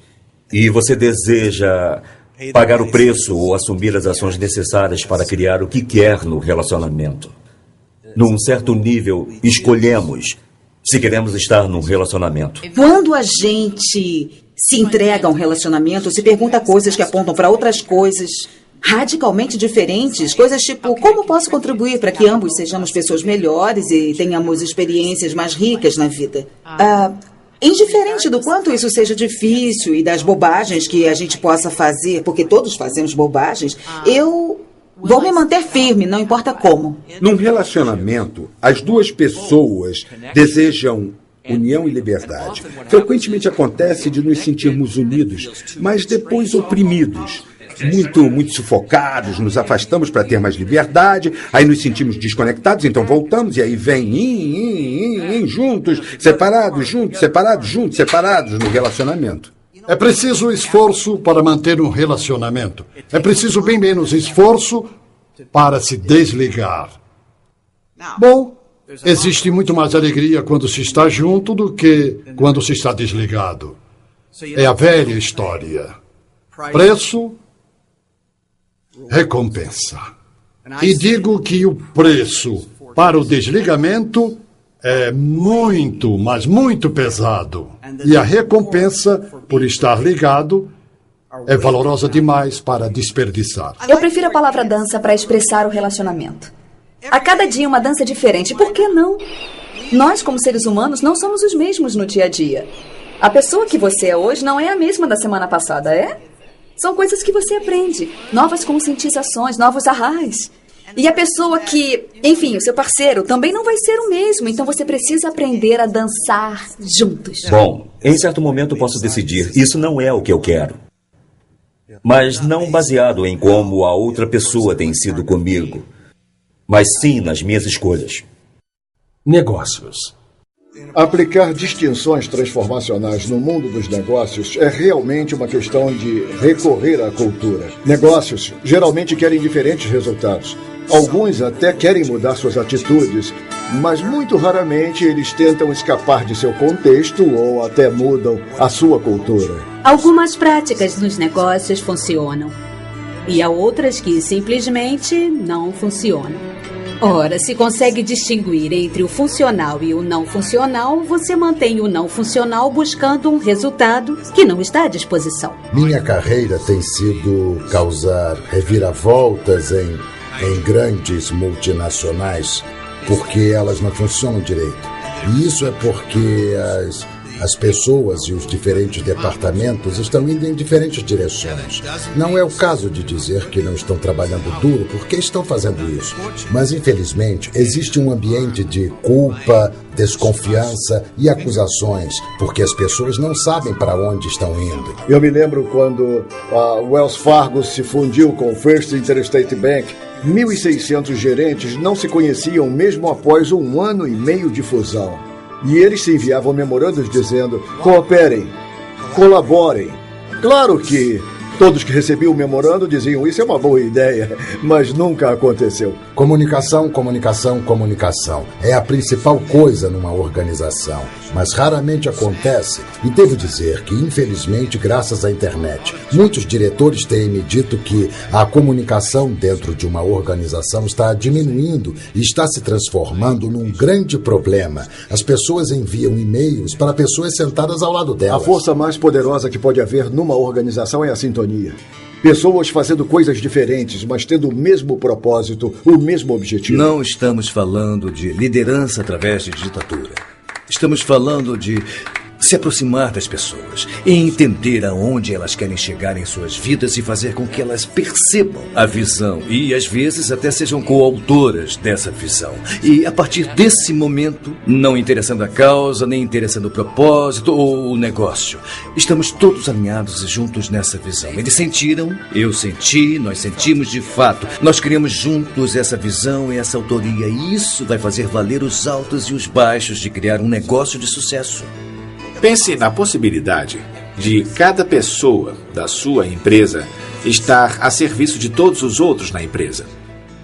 Se uma empresa cresce e se desenvolve, não é apenas porque é um sonho da organização, mas quando um líder consegue articular a visão de uma organização de tal modo a mover e inspirar as outras pessoas a trabalhar em prol dessa visão, elas trabalham por essa visão porque elas sabem que se a organização ganhar, elas ganham. E se elas ganham, a organização ganha. Liderança é se manter no movimento progressivo para uma direção. É entender que você é responsável, é fonte da divisão, a ideia, o movimento, a ação, incluindo os resultados bons ou ruins. Isso é você. O que eu faço às vezes para me lembrar disso é sair e olhar como a natureza é bonita. E eu já percebi que ela é sempre envolvente, está sempre se recriando, 24 horas por dia, 7 dias por semana. E isso faz com que eu me lembre quando eu estou em movimento e quando eu estou estagnado. Uma das razões para eu gostar de ir para a mata é a natureza. É natural. É assim que vemos a natureza e nós somos parte dela. Nós vivemos aqui no planeta. Então, quando olho para a natureza e vejo como ela funciona, vejo como minha vida deve funcionar. E se eu cooperar com essa maneira de ser, ela flui facilmente. Mas se quiser fazer a meu modo, fica difícil. O problema nos negócios é, eu vou montar uma empresa porque ela vai me trazer a independência financeira, vai me ajudar a não me preocupar em me aposentar, vai gerar uma renda passiva. Vai me ajudar. Assim que começa a pensar dessa forma, adivinhe, seus sócios, clientes e todos os outros vão para o segundo plano. Bom, e o que é de errado nessa imagem? Será que eu vou a um restaurante para garantir que o dono desse restaurante possua independência financeira e renda passiva? Acho que posso encomendar algum enlatado pela internet. A história de WC. Eu adoro o que faço, porque não preciso ser brilhante, inteligente ou ter um diploma da Harvard. Eu preciso estar consciente, preciso estar presente, preciso ser entusiasmado. Tenho que estar disposto a servir as outras pessoas. Com o tempo aprendi que as 3 palavras mais importantes para um restaurante são: eu vou voltar. É assim que podemos fazer crescer o negócio. É uma estratégia simples e se resume aos mais básicos dos serviços. Ser uma pessoa autêntica, cuidadosa e prestativa, porque se você fizer isso, aí o universo lhe dá o retorno. E no restaurante você não sabe se vão comer sobremesa ou se vão voltar outra vez, ou se vão divulgá-lo para outras pessoas. Mas sei que dando mais, eu vou receber muito mais. Trata-se de fazer com que as pessoas saiam se sentindo melhor do que quando chegaram. As pessoas têm que gostar tanto de lá que mal podem esperar para retornar. Não conheço muita gente que volta a um restaurante apenas porque a comida era fabulosa. Se o serviço for terrível, a hospitalidade ruim e as pessoas rudes, não voltam.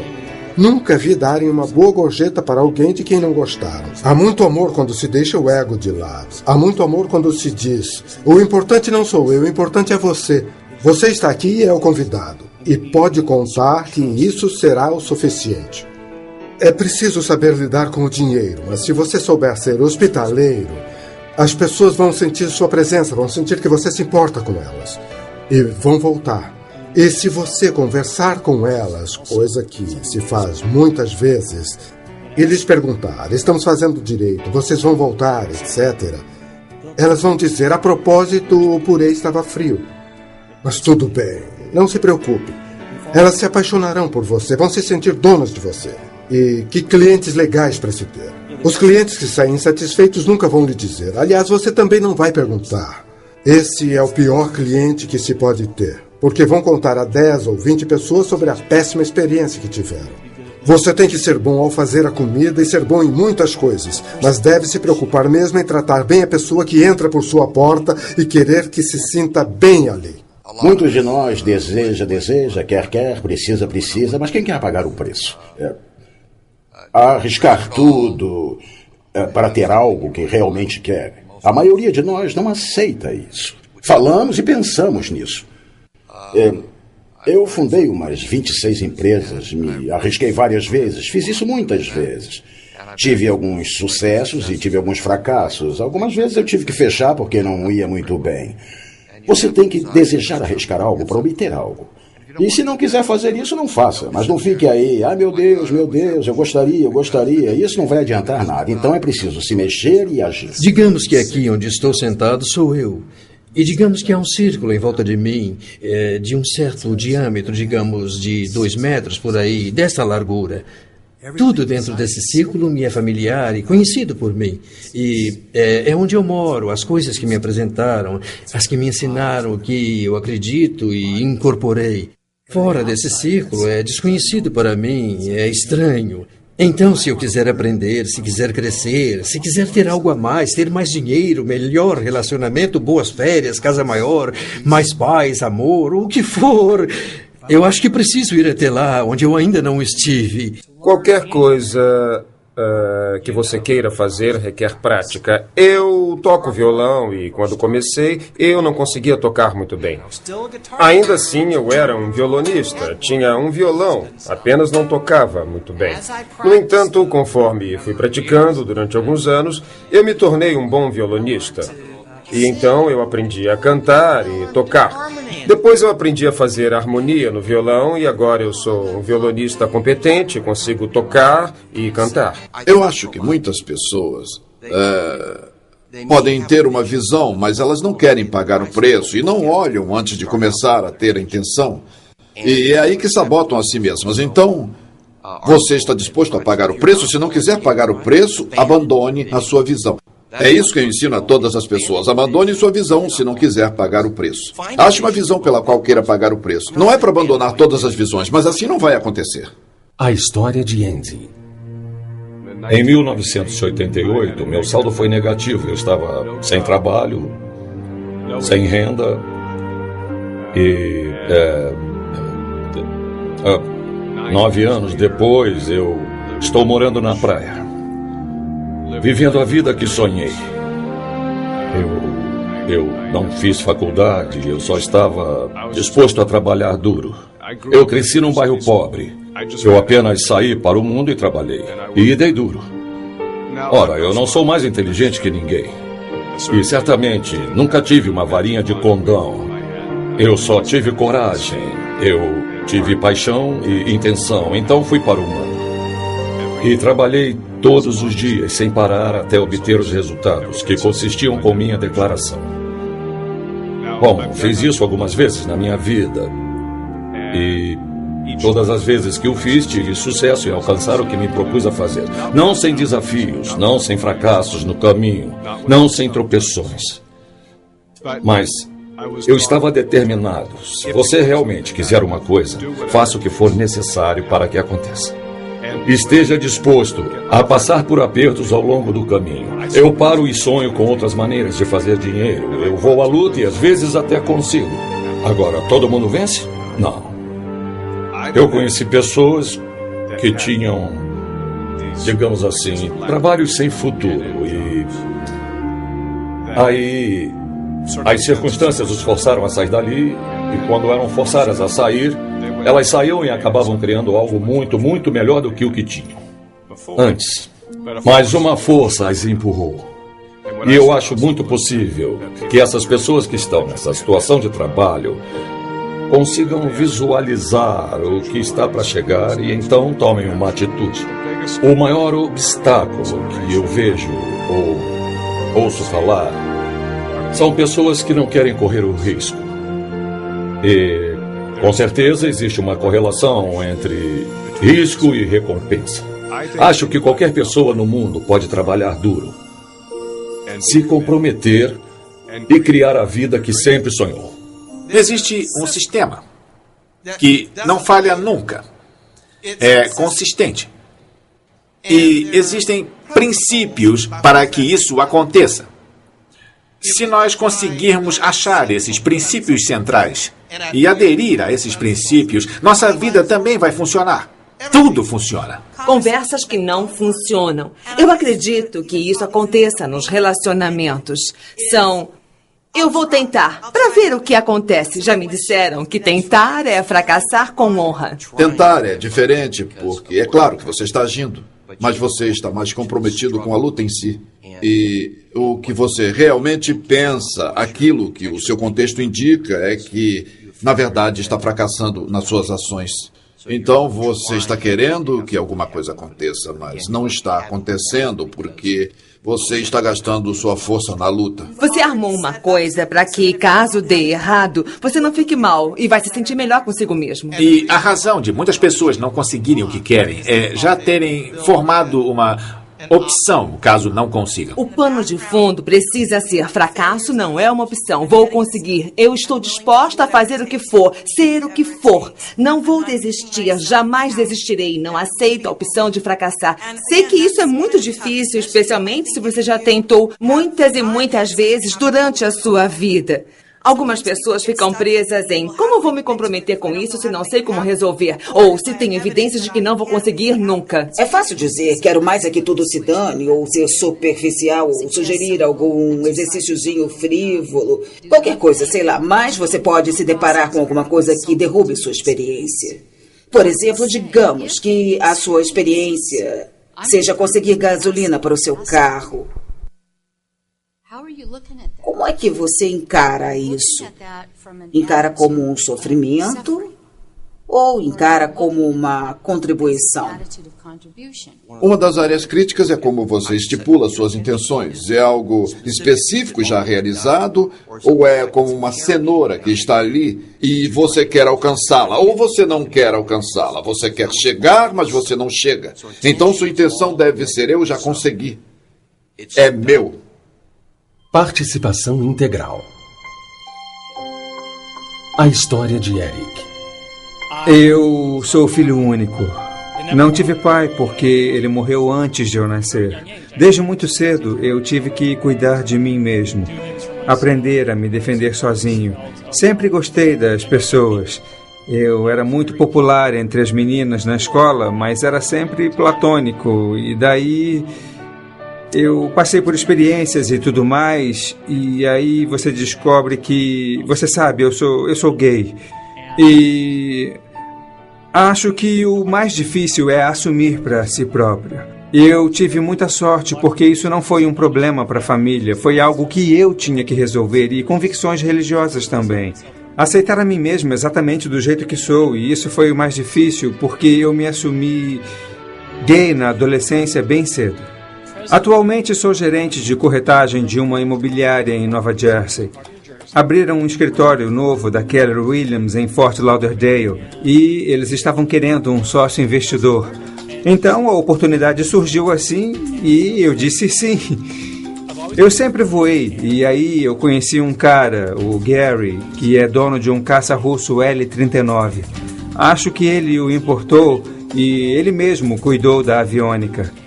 Há uns 2 anos, perto do 4 de julho, eu pilotei e foi como eu comemorei o feriado. Foi muito legal. Fiz todas as acrobacias, subidas, voltas invertidas, giros, enfim, fiz todas as manobras. É a maior adrenalina, pura tensão, é como o paraquedismo. Também provoca uma emoção extrema, é excitação, eu me sinto poderoso.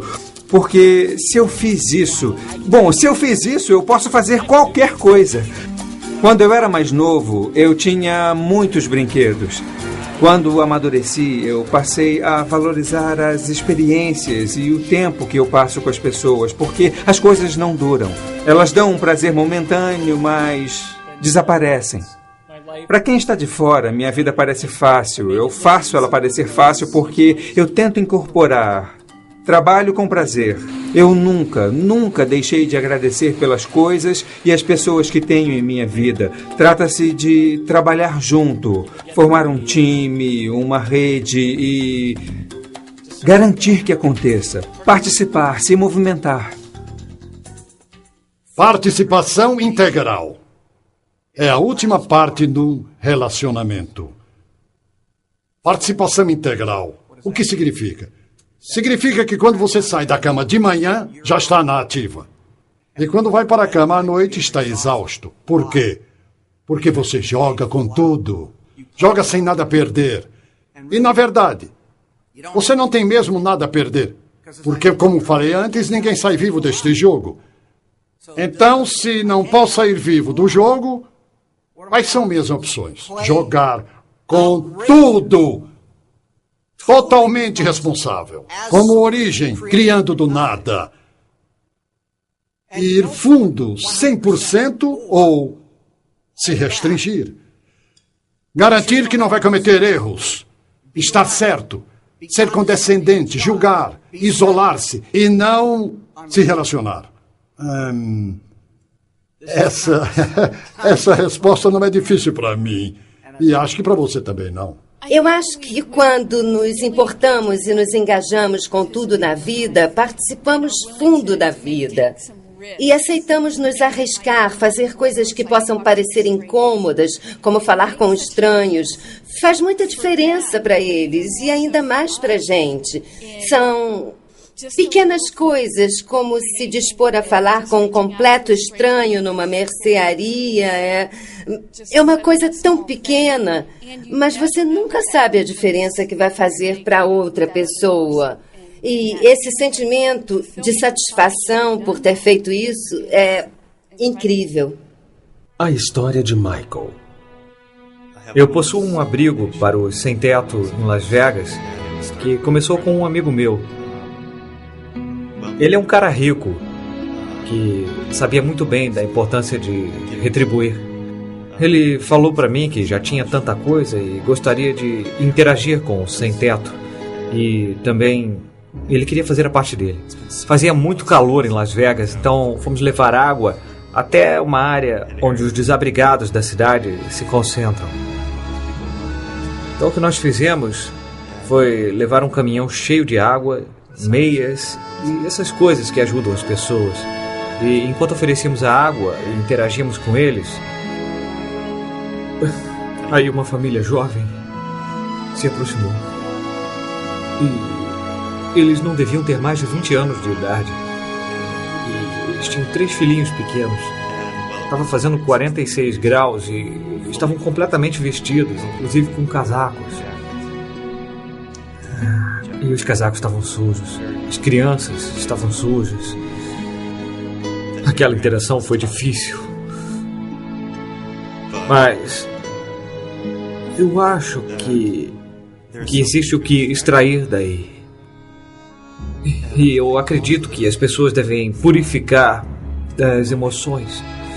Então, porque eu estou preocupado, porque eu estou emocionado com aquela interação, isso é o máximo. Porque o que há nisso para mim, o que há em tudo isso que me emociona? E o que é que isso vai me levar a fazer? Eu usei a emoção dessa experiência para me incentivar a construir essa fundação. Porque talvez eu acredite que se eu der algum dinheiro para as pessoas, então eu vou estar perpetuando a miséria. Mas as necessidades humanas básicas precisam ser satisfeitas. Então, esse é um nível. E eu vou ajudar essa pessoa nesse nível. Mas também vou ajudar essa pessoa a sair desse nível, se ela estiver pronta.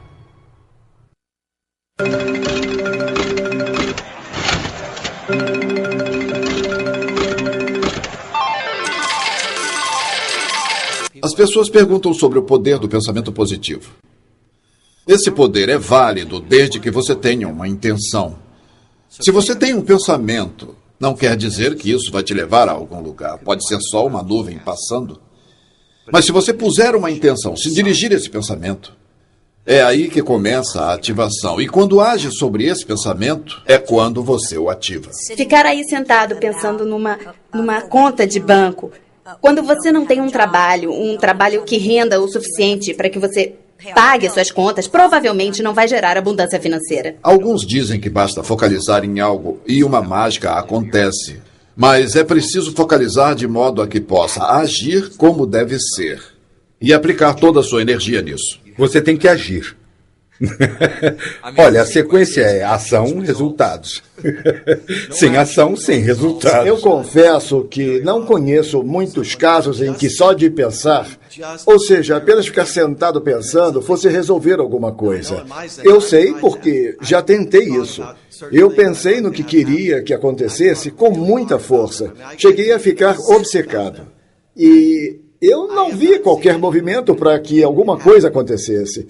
Agora, por outro lado, quando falo ao telefone, quando uso e-mail, quando eu pego o meu carro e vou ver as pessoas e começo a falar sobre o que eu quero, falo em como tal coisa é uma ótima ideia e começo a ouvir suas opiniões sobre o assunto, mostro meu entusiasmo, é aí que vejo as coisas se movimentando bem rápido. Conhecimento é inútil, a menos que a gente use ele. Então, quando obtiver um conhecimento, descubra como usar e ponha em ação. As pessoas que sabem o que fazer com o conhecimento sempre têm sucesso. Só conhecer uma coisa não adianta, tem que saber o que fazer com o que se conhece. Você pode ser uma dessas pessoas que está sempre em ação. Mas ação e ação e ação sem uma visão é apenas desperdício de energia, é só movimento. Isso não vai levá-lo a lugar algum. Mas quando você tem uma visão e tem uma linha de ação, suas chances de obter sucesso são maiores do que de não obter. As coisas acontecem por causa das relações, porque chegamos a acordos sobre elas. E algumas pessoas são craques em fazer isso naturalmente. Algumas têm que se esforçar, a maioria tem que se esforçar. Assim que você entende como funciona, você deve jogar conforme as regras. Então você precisa praticar, até que seja como respirar para você. Aí não pratica mais. É como andar de bicicleta. Se você sabe andar de bicicleta, vai levar um tempo até conseguir a distinção chamada equilíbrio. Mas assim que o atingir, está feito. Pode ficar sem pedalar por 10 anos, mas se eu lhe der uma bicicleta, você vai andar nela. Talvez precise treinar até ficar bom mesmo, mas você já tem a distinção. Quando eu pratico alguma coisa, tanto que até faça parte de mim, faça parte do meu corpo, seja parte de quem eu sou, eu posso relaxar. Aí estou livre para criar. Algumas práticas que recomendamos: manter um diário, meditar, fazer exercícios físicos, ser capaz de ler, de estudar, ficar quieto. Porque quando ficamos quietos e recolhidos, nos tornamos capazes de ouvir coisas que estão muito além do bate-papo. Você precisa ler os livros, ver os filmes certos, juntar-se às pessoas certas, assistir outros seminários, precisa aprender meditação, talvez até encontrar um mentor. Mas isso é uma mudança de direção, é um foco todo novo. Eu acho que isso é uma coisa muito pessoal. Bom, quer dizer, desde a própria visualização, ver o que você quer, escrever sobre isso, ser detalhista quanto às características, às atitudes, às experiências que quer viver. Algo como cortar figuras e criar um mapa ou um quadro daquilo que você quer. Quanto mais claro estiver aonde quer chegar, seu objetivo, mais fácil será pôr em ação. Eu tenho certeza de que alguns de vocês aí podem estar pensando assim: espere aí. Eu não quero ser o autor da minha vida, o criador da minha vida. Deus é o criador da minha vida. Uma coisa que pode ser confusa neste momento é responsabilidade pessoal. E quando dizemos responsabilidade pessoal, não estamos dizendo que Deus não é todo-poderoso. Apenas dizemos que dentro disso tudo, nós somos responsáveis. Digamos que há algo no universo. Chame como quiser. Se Deus for um pouco demais, tudo bem. Mas há algo neste universo que dá vida a tudo neste planeta. O que é isso? É Deus, é um espírito, é tudo. Digamos que você sai agora daí, colha um morango e morda esse morango. Foi você quem fez isso? Não. Mas há alguma coisa em ação que faz com que tudo esteja aqui, que eu e você possamos interagir aqui neste momento. E esse trabalho de transformação é grande parte disso. É reconhecer que isso existe, o que é essa força, o que é esse poder. E o próprio nome de Deus em si. E se nos deixarmos levar por isso, vamos tirar nosso próprio poder. O mistério divino expressa sua essência em nós. E o que olha para mim através dos seus olhos e o que olha para você através dos meus olhos é a mesma coisa. Se eu penso em Deus, não penso num cara de cabelos longos e uma luz aqui atrás. Esse não é Deus para mim. Quando eu penso em Deus, penso na unidade da energia. Isso é Deus para mim. E isso encaixa. Eu posso relacionar religião com espiritualidade, com física quântica, com física einsteiniana, com medicina. Está tudo misturado. Basta ver como se relacionam. Olha, tem uma coisa interessante nisso. É o inominável. Qualquer nome dado vira uma limitação. Acontece a mesma coisa com você, não importa o seu nome. Claro que você tem um nome. Billy, Joe, Sam, Bárbara. E isso não é o que você é só o seu nome. Mas sempre que você disser eu sou isso, você estará se limitando. A autoajuda tem a má fama de ser extremamente narcisista. Tudo é sobre mim. Talvez seja verdade. Mas agora o que eu quero falar e vou falar é sobre você. Sobre você ser realmente para todo mundo. E o jeito de nós sermos para todo mundo é nos comprometer a ouvir e falar de uma maneira que enriqueça o relacionamento. O melhor jeito de começar, tendo em mente o final, os resultados, é pensar sobre o fim da sua vida e se perguntar o que você quer dizer no fim da sua vida. E o que você quer que os outros digam de você ao fim da sua vida. A maioria de nós não quer ouvir as pessoas dizendo no nosso enterro: ele tinha uma ótima empresa, tinha muito dinheiro. A maioria de nós quer as pessoas dizendo coisas sobre nós e nossas vidas que são muito mais essenciais. Ao nascer neste mundo, não te dão garantia de que sua vida será um sucesso. Não há garantia de que quando entrar no palco da vida, a plateia estará aplaudindo. Então, arrisque tudo. Divirta-se. Aventure-se. Explore. Experimente. Indague. E se entregue às outras pessoas. Sirva a grande humanidade e você verá a grande humanidade em si mesmo. A resposta para absolutamente tudo. Recapitulando os 4 P's para o crescimento pessoal. O primeiro é propósito. Descubra e esclareça seu propósito na vida. Depois escolha uma atividade que o inspire e o leve à ação. O próximo é princípios. Alinhe suas ações ao fluxo natural da vida e às leis do universo. Depois vem práticas. Elimine seus padrões e hábitos. Identifique o que funciona e o que não funciona e dirija sua energia para aquilo que você quer. O último é persistência. Dê tudo de si, jamais desista. Os passos são: veja, diga, seja, faça, mostre-se, divida, celebre.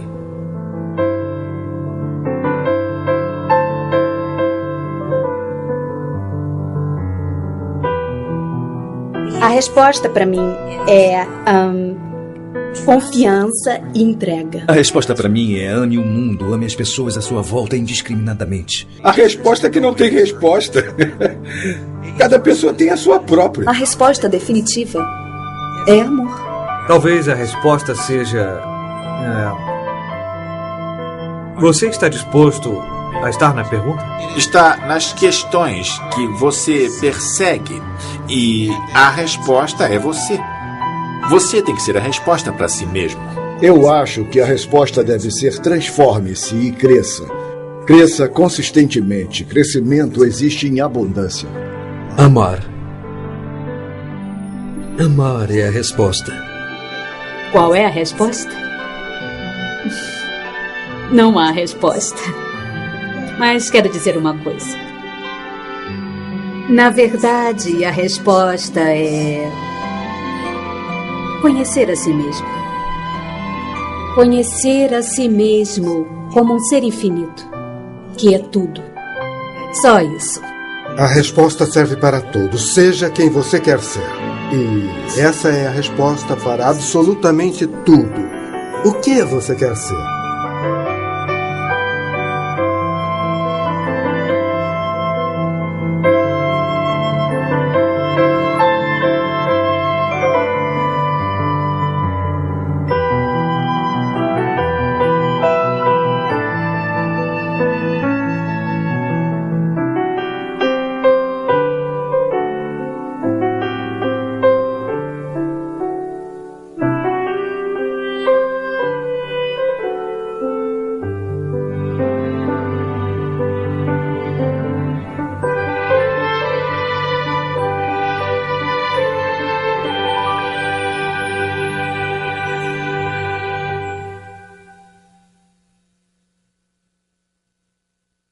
Dê de presente a resposta para todos na sua vida.